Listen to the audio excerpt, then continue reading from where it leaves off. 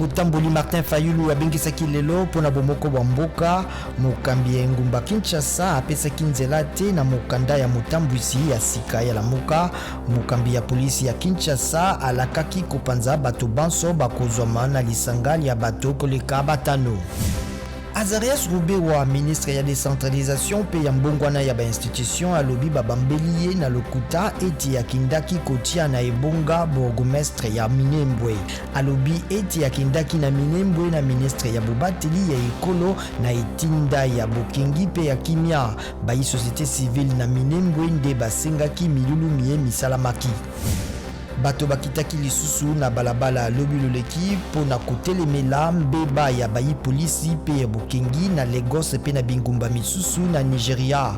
Omokolo moyenga président Muhammadu Buhari asakolaki ete lipingali ya SARS lipanzanaki pona libela kasi milulu mikobaki o balabala.